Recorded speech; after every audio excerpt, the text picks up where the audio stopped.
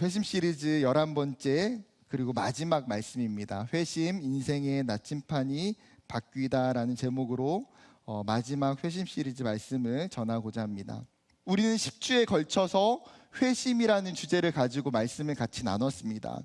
회심은 성령님께서 내 삶 가운데 찾아오셔서 나의 죄를 깨닫게 하시고 나로 하여금 하나님 앞에 정직하게 회개하도록 하십니다. 그리고 내 인생 가운데에 예수 그리스도가 내 삶의 주인이시고 내 삶의 구원자이심을 믿을 수 있는 믿음을 나에게 허락해 주세요. 여러분, 그것이 우리에게 일어나는 회심입니다. 회개와 믿음이라고 하는 이 구원의 여정이 우리에게 임하게 될 때에 여러분, 우리의 삶은 어떻게 될까요? 그 사람은 반드시 달라질 수밖에 없습니다. 왜요? 그의 상태가 바뀌어졌기 때문에, 그의 소속이 바뀌어졌기 때문에, 죄인에서 의인으로, 사망에서 생명으로, 세상 속에 있는 세상의 백성에서 하나님 나라의 백성으로 변화되었기 때문입니다. 또한 회심은 우리의 존재와 우리의 목적을 바꾸어 놓아요. 이러한 강력한 영적으로 또한 존재적인 변화가 일어난다면 우리의 외적인 변화와 우리의 삶의 변화도 자연스럽게 수반된다는 사실입니다. 사람이 내면이 완전히 변하게 되면 그 사람의 모습도, 그 사람의 외적인 것도, 그 사람의 삶도 달라질 수밖에 없기 때문이에요. 사도행전 26장에 보게 되면 사도 바울이 아그리빠 왕의 앞에서 자신을 변론하면서 이렇게 이야기합니다. 오늘 말씀 중에 하나예요. 먼저 다메섹과 예루살렘에 있는 사람과 유대 온 땅과 이방인에게까지 회개하고 하나님께로 돌아와서 회개에 합당한 일을 하라 전함으로. 지금 자신이 예수님을 만난 이후에 다메섹과 예루살렘과 온 유대와 그리고 이방인들에게 회개의 메시지를 선포했습니다. 그런데 그의 메시지는 단순히 회개하라는 것에서 그치는 것이 아니고 그 다음까지 있음을 분명하게 이야기하고 있어요. 하나님께 돌아와서 회개에 합당한 일을 행하라. 여러분, 즉 회개라고 하는 것은 자신의 죄인인 것을 깨닫고 감정적으로 아파하고 슬퍼하는 것에서 멈추는 것이 아니라는 거예요. 그 다음에 그는 분명하게 하나님께 돌아가야 됩니다. 원어에서 돌아간다라고 하는 이 단어는 과거의 그릇된 행실에서 떠나서 하나님께 돌아가는 것을 이야기합니다. 즉 죄의 지배, 어둠의 지배, 사단의 지배를 떠나서 하나님의 나라로, 하나님의 통치와 지배 가운데로 들어가는 것을 이야기합니다. 더불어 뭐라고 이야기합니까? 합당한 일을 행하라. 너희가 정말 회개했다면, 너희가 정말 예수 그리스도를 믿고 너희 가운데에 진정한 회심이 일어났다면, 너희가 정말 누군가에게 회심했다고 이야기할 수 있는 그 분명한 삶의 모습이 너희 가운데에 드러나야 한다라는 거예요. 그렇게 살아내라고 이야기합니다.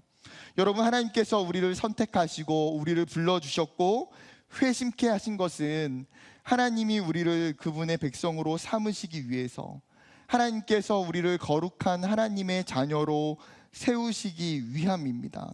그렇기 때문에 회심의 목적은 단순히 우리가 예수를 믿고 천국에 가는 것이 전부가 아니라는 거예요.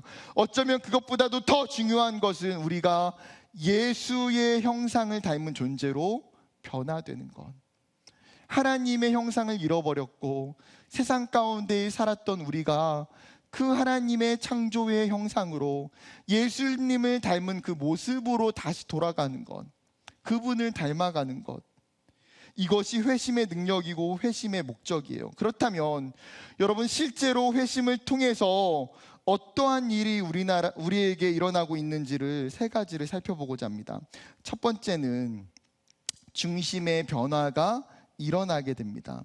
회심하기 전까지 우리는 철저하게 영적인 무직 가운데에 살아간 존재입니다. 내가 어떤 존재인지도, 내 목적이 무엇이고 내가 어떻게 살아가야 되는지에 대한 방향도 모른 채 살아갑니다. 창조의 근원이 되시는 하나님이 없이 살다 보니까 그 인생 가운데에는 오직 누구만 있어요? 자기 자신만 존재할 뿐이에요. 이러한 인간의 모습을 굉장히 잘 표현한 노래 중에 하나가 있습니다. 개인적으로도 정말 좋아하는 노래입니다. 가수 조성모 씨가 2002년에 부른 가시나무라고 하는 노래입니다. 여러분 아십니까? 알면 연식이 좀 있다는 거죠. 네. 지금 뭐 2005년생들은 모르죠? 이 노래 압니까? 내 속에 내가 너무도 많아 당신의 쉴 곳 없네. 더하면 노래를 깨트리기 때문에 절제하겠습니다. 여러분 원곡으로 들어보세요. 제 맛보기만 저랑은 감동이 달라요. 너무너무나 좋은 곡이에요. 여러분 뮤직비디오를 근데 보면 가사는 이렇습니다. 제가 우선 가사를 먼저 읽어볼게요. 앞부분만. 내 속엔 내가 너무도 많아 당신의 쉴 곳 없네. 내 속엔 헛된 바램들로 당신의 편할 곳 없네. 내 속엔 내가 어쩔 수 없는 어둠 당신의 쉴 자리를 뺏고 내 속엔 내가 이길 수 없는 슬픔 무성한 가시나무 숲 간대. 뮤직비디오는 마치 굉장히 애틋한 사랑 노래인 것처럼 다가오지만 사실 이 노래는 굉장히 철저한 신앙 고백적인 노래입니다. 이 노래의 원곡은 시인과 촌장의 멤버인 백석대 교회 실용음악과 교수인 하덕규 목사님의 곡입니다. 곡의 가사를 생각해 보면요, 우리는 내 속에 누가 너무 많다는 거예요? 내 속에 내가 너무도 많다는 거예요. 내 생각, 내 욕심, 내 주장, 내 꿈, 내 이기심이 나에게 너무너무 많다는 거죠. 철저하게 자기중심적이고 사실 우리는 철저하게 이기적이에요. 이러한 모습은 죄로 인해서 하나님과의 관계가 단절된 인간에게 나타나는 사실 공통된 모습입니다. 하나님은 이러한 인간의 모습을 보시면서 예레미야 선지자를 통해서 이런 말씀하세요. 인간의 마음이 만물의 그 어떤 것보다도 거짓되고 부패한다. 사람의 마음이, 사람의 존재와 삶이 얼마나 부패했냐면 하나님이 창조하시는 그 어떠한 만물보다도 더 부패하고 악하다고 말씀하세요. 왜요? 내 존재 가운데에 철저하게 나의 죄성으로 인하여서 나의 욕심들, 나의 이기심들을 채워가면서 내 삶 가운데에, 내 마음 가운데에 하나님이 거하실 공간을 마련해 두지 않기 때문이에요. 내가 내 삶의 주인이 된 채 하나님을 필요 없는 대상으로 외면했고 하나님을 멀리했습니다. 철저하게 나를 위해서 살아가는 존재가 돼요. 그런데 회심의 은혜는 우리에게 어떠한 모습을 야기시킵니까? 나의 중심이, 나의 주권이 이양되는 엄청난 사건이 일어납니다. 그토록 내가 나밖에 몰랐고 나로 가득 찼던 내 삶에 어떻게 이런 일이 가능할까요? 예수를 만났고 그분을 통해서 내 삶이 나의 것이 아님을 비로소 깨닫기 시작할 때에서예요. 갈라디아서 2장 20절 말씀은 이렇게 고백합니다. 같이 읽어볼까요? 시작.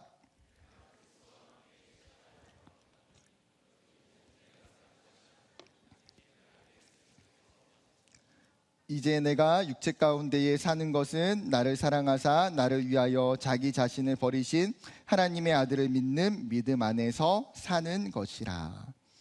죄인인 나는 이미 예수 그리스도와 함께 십자가에 못 박힌 존재라는 거예요. 그런데 여러분, 실제 내가 십자가에 못 박혔습니까? 아니요. 내가 죽어야 할 십자가에서 나를 내려놓으시고 예수님이 대신 죽어주셨어요. 예수님의 십자가의 죽음이 나의 죄이기 때문에 내가 그리스도와 함께 십자가에 못 박혔노라 고백할 수 있는 것뿐이에요. 예수님께서 나를 대신해서 물과 피를 다 쏟으시고 죽어주셨기 때문에 이제는 내가 사는 것이 아니라 내 안에 그리스도께서 사시는 것이에요. 그분의 죽으심으로 말미암아 나를 어둠에서 빛으로, 그분의 죽으심으로 말미암아 나를 사망에서 생명으로, 그분의 죽으심으로 말미암아 나를 원수에서 아들로 바꾸시고 옮겨주셨어요.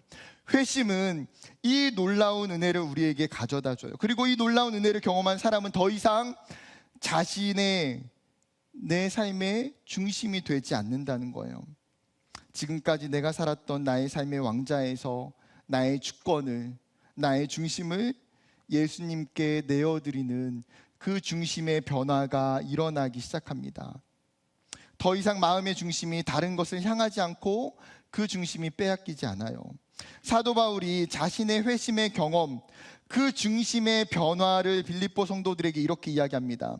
빌립보서 3장 7절과 8절. 그러나 무엇이든지 내게 유익하던 것을 내가 그리스도를 위하여 다 해로 여길 뿐더러 또한 모든 것을 해로 여김은 내 주 그리스도 예수를 아는 지식이 가장 고상하기 때문이라.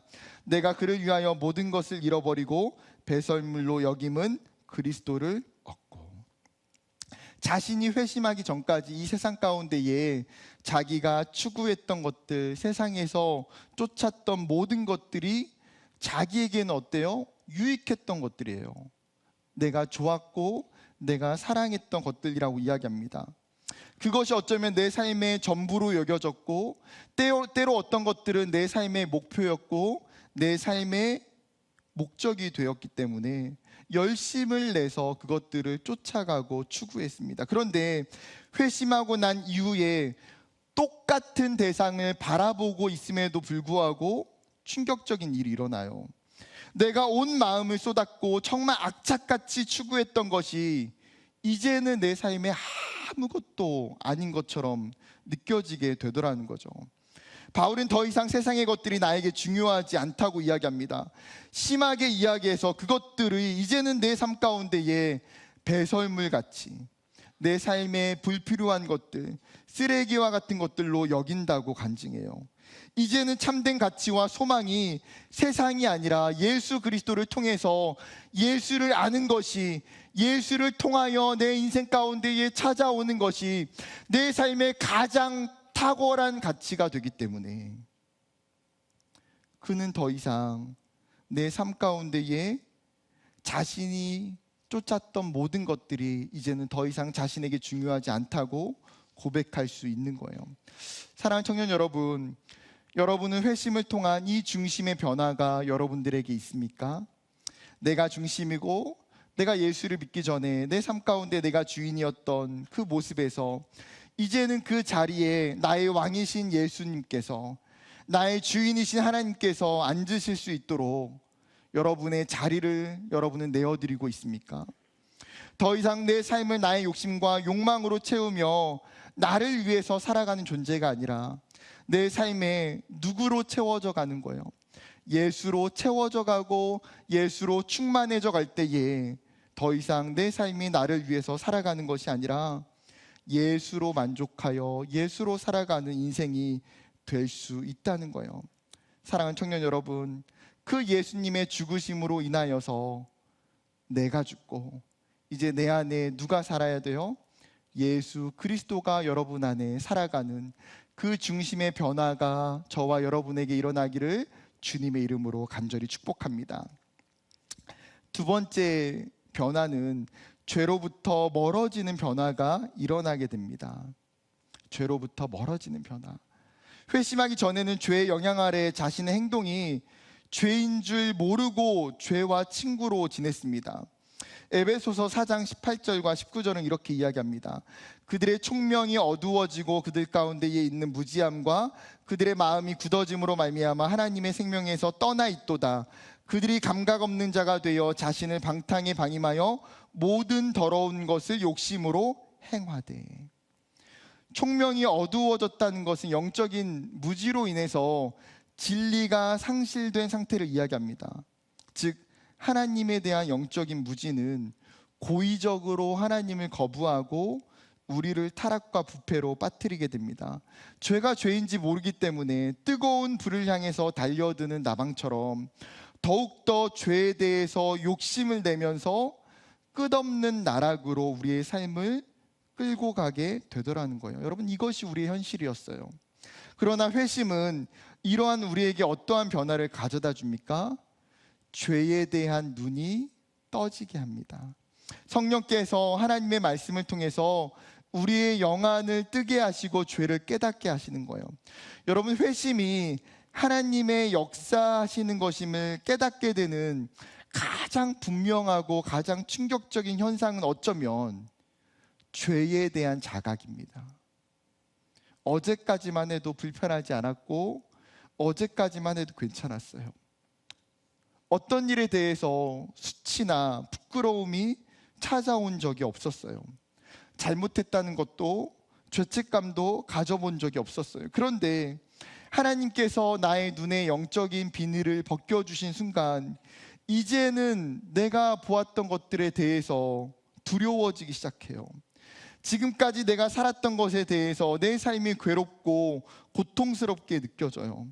예전에 그토록 좋아했던 것들, 그토록 사랑하고 즐겨했던 것들이 이제는 불편하고 싫어지고 혐오하게 되더라는 거죠. 더 이상 죄가 나의 삶의 친구가 아니라 원수가 되어버립니다. 누가복음 5장에 보게 되면 예수님께서 갈릴리 호숫가에 찾아가세요. 그리고 예수님께서 그 갈릴리 호수에 있었던 베드로의 배에 오르신 후에 말씀을 전하십니다. 그리고 예수님께서 말씀을 다 전하신 후에 베드로에게 뭐라고 말씀하십니까? 깊은 데로 가서 그물을 내리라고 명령하세요. 베드로는 그 예수님의 말씀에 순종하여 그물을 내릴 때에 어떠한 일이 일어납니까? 어제까지만 해도 이곳에서 한 마리도 물고기를 잡지 못했는데 그 예수님의 말씀에 순종하여 그물을 내릴 때에 그 배가 가득 차는 기적을 경험하게 돼요. 여러분, 정말 이렇게 많이 잡아본 적이 없을 정도로 그는 놀라운 삶을 경험하게 돼요. 그렇다면 여러분이 베드로라면 그 예수님께 어떻게 반응해야 됩니까? 예수님 정말 감사합니다. 예수님, 시간이 가능하신다면, 예수님 갈릴리에 며칠 더 머무신다면 저 좀 며칠만 도와주세요. 아니요, 예수님 혹시 저랑 동업하실 생각 없습니까? 5대5 어떻습니까? 제가 5, 예수님 5. 마음에 안 들면 제가 4, 예수님 6. 어떻게라도 딜을 해서 예수님을 붙잡아야 되는 것이 인간적인 마음 아닙니까? 왜요? 그분의 기적이라면 실패할 일 없기 때문에. 그런데 베드로는 이 기쁨의 자리에서 예기치 못한 반응을 보입니다. 누가복음 5장 8절, 시몬 베드로가 이를 보고 예수의 무릎 아래에 엎드려 이르되 주여 나를 떠나소서 나는 죄인으로소이다 하니. 베드로는 뭐라고 고백해요? 예수님 나를 떠나가 주세요. 그리고 갑자기 자신이 죄인이라고 고백합니다. 어쩌면 그의 대답은 너무나 동문서답 같은 느낌이에요. 그런데 무엇 때문에, 여러분, 무엇 때문에 베드로가 이렇게 반응하고 있습니까? 베드로는 그의 배에 올라타서 말씀을 전하시고 이 기적을 행하셨던 그 예수님을 통해서, 이 사건을 통해서 예수님의 존재를 깨닫게 돼요. 베드로는 하나님이신 예수님을 만나고 자신의 존재를 영적으로 자각하게 된 거예요. 여러분, 거룩하신 하나님 앞에 서게 될 때에 인간이 가지고 있는 것은 무엇입니까? 자신의 죄성과 자신의 연약함이 드러나게 된다는 거예요. 그렇기에 죄인인 자신이 그 예수님 앞에 서는 것이 너무나 두렵고 괴롭고 불편한 거예요. 여러분, 이것은 베드로에게만 일어나는 일이 아닙니다. 우리 또한 예수님을 만나고 죄를 깨닫고 죄에 대한 거부감이 들게 되면 그것은 우리의 삶 가운데에 회심이 일어나고 있는 증거예요.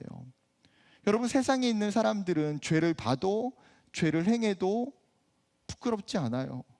괴로워하지 않아요. 그것 때문에 가슴침이 아파하지 않아요. 왜요? 오히려 더 좋아하고 더 재미있어하고 더 즐겨해요. 그러나 내 삶 가운데에 하나님이 나의 영안을 여시고 그것이 죄악인 것을 보여주셨기 때문에 내 마음이 괴롭고 아파하더라는 거죠. 그리고 정직하게 이제는 내 속에 있는 죄와 마주하며 싸우기 시작합니다. 사도 바울이 골로새 교회 성도들에게 이렇게 권면합니다. 골로새서 3장 5절 같이 읽어볼까요? 시작. 그러므로 땅에 있는 지체를 죽이라. 곧 음란과 부정과 사욕과 악한 정욕과 탐심이니 탐심은 우상 숭배니라. 여기서 이야기하는 땅에 있는 지체는 무엇입니까? 세속적이고 죄악된 삶의 요소들을 이야기합니다. 구체적인 예로 말하는 것처럼 성적인 죄, 악한 행동, 나쁜 생각, 지나친 욕심과 욕망들을 언급하면서 지금 사도 바울은 골로새 교회 성도들에게 뭐라고 이야기합니까? 이런 것들을 어떻게 하라고요? 죽이라. 죽이라. 굉장히 무서운 표현이에요. 죽이라는 것은 어떠한 타협도 방치도 하지 말고 철저하게 그 모든 것들을 제거하고 단절하라는 것입니다. 이것이 회심한 성도들을 향하여서 하나님이 우리에게 주시는 명령이에요. 땅에 있는 지체를 죽이라. 여러분, 우리가 예수를 믿기 전에 우리가 이 세상 가운데 살면서 이 세상의 죄의 요소들이 우리의 삶 가운데에도 우리의 마음에도 얼마나 많이 산재해 있습니까? 내가 지금까지 간직했던 땅에 있는 지체들이 있어요. 이러한 죄악으로부터 성경은 철저하게 떠나기를 결단하라고 이야기해요. 여러분, 죄로부터 멀어지는 것, 내가 지금까지 살았던 죄의 모든 행동과 습관들이 끊어내는 것은 여러분, 누가 여러분을 위해서 해주는 것이 아니에요. 자동적으로 되어지는 것도 아니에요. 누가 할 수 있습니까? 성령의 그 도우심을 통해서 내가 내 삶 가운데에 결단하고 내 삶의 행동으로 드러내는 것뿐이에요. 조셉 얼라인이 회심의 은혜라는 책에서 이 부분을 이렇게 이야기합니다. 그냥 인용하겠습니다. 진정으로 회심한 사람은 죄에 맞서 힘껏 싸운다. 이 전쟁에서 자주 패하기는 하지만 살아있는 한 끝까지 무기를 내려놓지 않는다. 죄와 화해하지도 않고 죄를 살려두지도 않는다. 살면서 자신에게 잘못하는 사람들은 용서하고 긍휼을 베풀며 기도해 주지만 죄에 대해서는 다르다. 죄와 화해할 마음은 눈꼽만큼도 없을 뿐만 아니라 오로지 죄를 없애야겠다는 생각밖에 없다. 여러분, 이것이 죄를 대하는 그리스도인들의 마음이고 태도라는 거예요.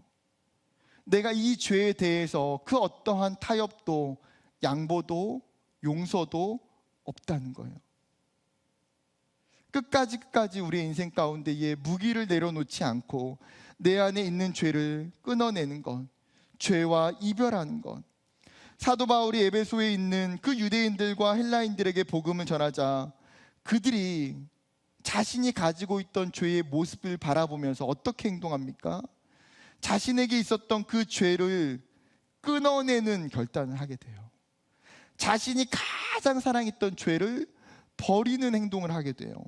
사도행전 19장 17절부터 20절 말씀입니다.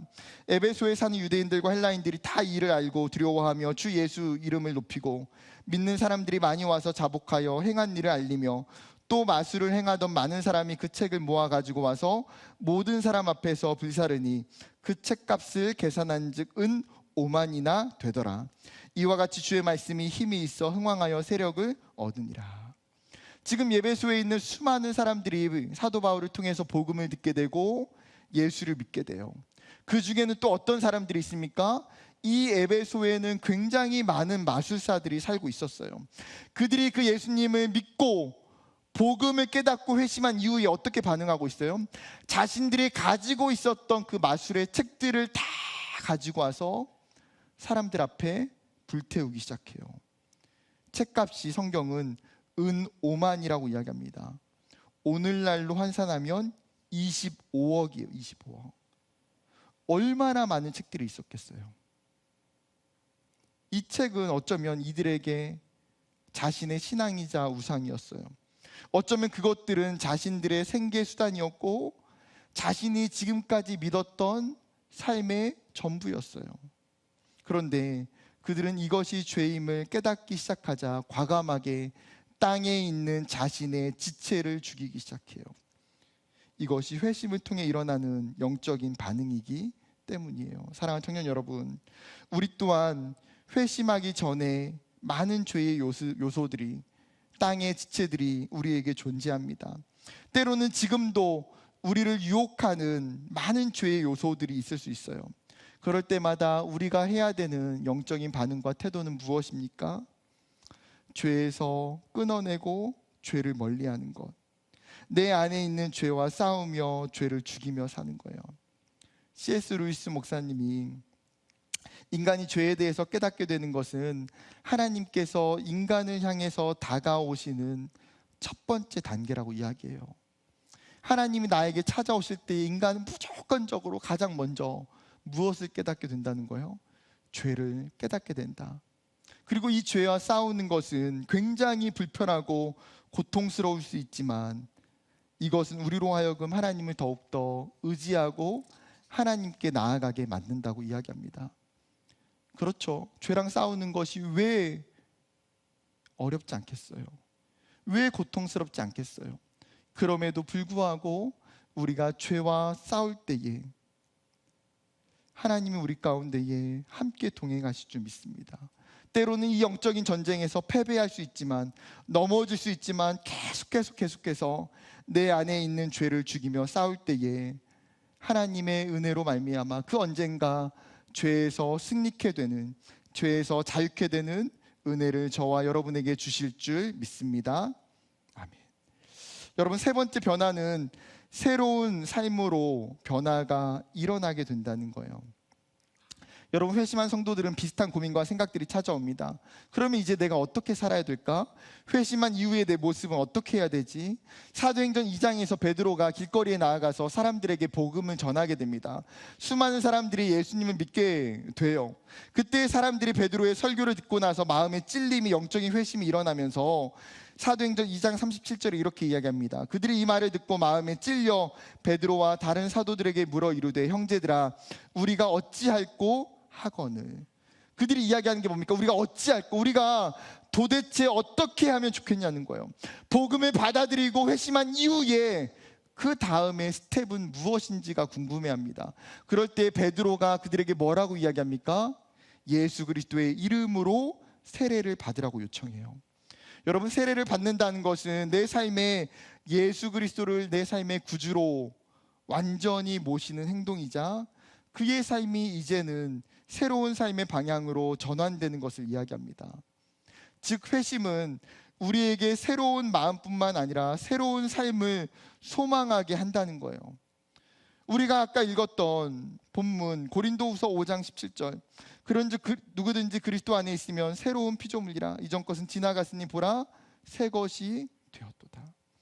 여러분, 회심한 우리에게 하나님이 주시는 축복은 뭐예요? 하나님이 우리의 이전을 다 기억하지 않으신다는 거예요. 우리의 죄인된 모습들, 우리의 과거들, 우리의 연약함들을 하나님이 이야기하시지 않는다는 거예요. 왜요? 그분의 십자가의 사랑으로 우리를 용서해 주셨기 때문에. 그리고 나서 우리의 존재가 어떻게 되어집니까? 새로운 피조물이라. 이전 것은 지났으니 하나님이 우리를 완전히 새로운 존재로, 그리고 새 것이 되었다고 우리 가운데 분명하게 선언해 주고 계세요. 여러분, 내가 예수를 믿었을 때에, 내가 회심하게 될 때에 우리가 과거에 사로잡히지 않을 수 있는 유일한 약속은 뭐예요? 예수님의 이 말씀 때문에, 예수님의 이 분명한 약속 때문에 너가 그리스도 안에서 이제는 새로운 피조물이 되었노라. 예수님이 우리에게 말씀하셨기 때문이에요. 사도 바울이 베드로 에베소 성도들에게도 동일하게 이야기합니다. 에베소서 4장 22절부터 24절에 너희는 유혹의 욕심을 따라 썩어져가는 구습을 따르는 옛 사람을 벗어버리고 오직 너희의 심령을 새롭게 되어 하나님을 따라 의와 진리의 거룩함으로 지으심을 받은 새 사람을 입으라. 사도 바울이 하나님이 에베소 성도들에게 이야기하는 중요한 동사가 있어요. 무엇입니까? 그것은 벗는 것과 입는 것이에요.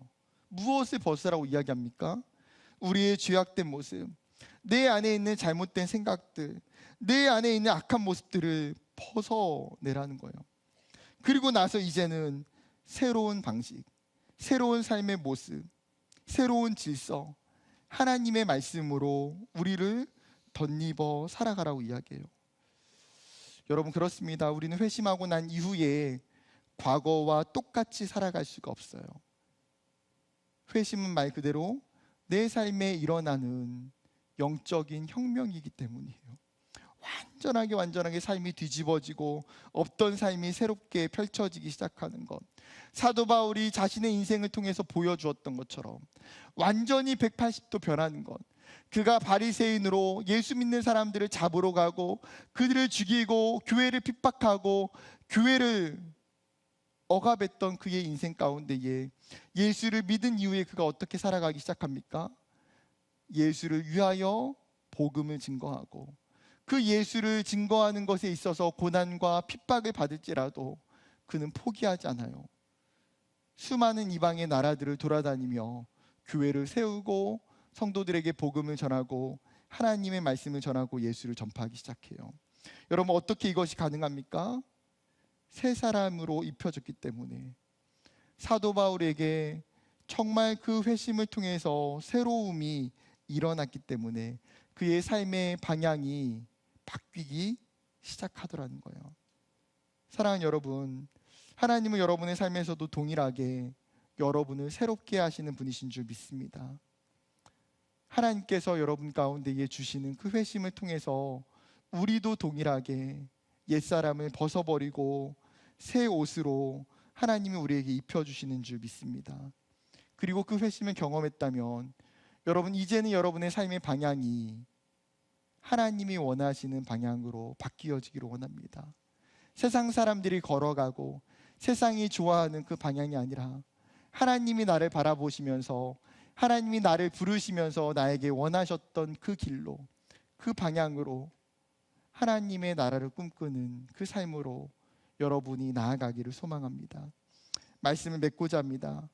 처음 이야기했던 로버트 멍어의 내 마음의 그리스도의 집이라는 책에서 이 주인공은 처음에 예수님을 자신의 집에 오는 손님 정도로 생각합니다.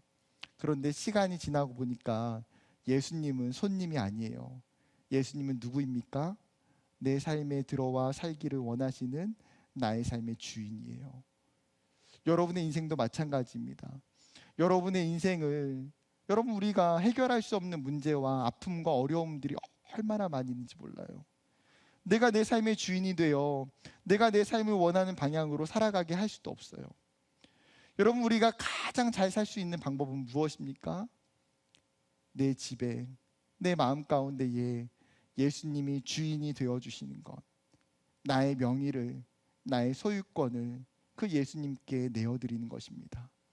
우리가 예수를 믿고 회심할 때에 그 삶 가운데에 정말 나의 삶이 예수로 채워지고 그 예수님이 들어온 이후에 저의 삶이 변하고 여러분의 삶이 변하는 그 놀라운 은혜와 간증이 있는 하나님의 백성들이 되기를 주님의 이름으로 간절히 축복합니다.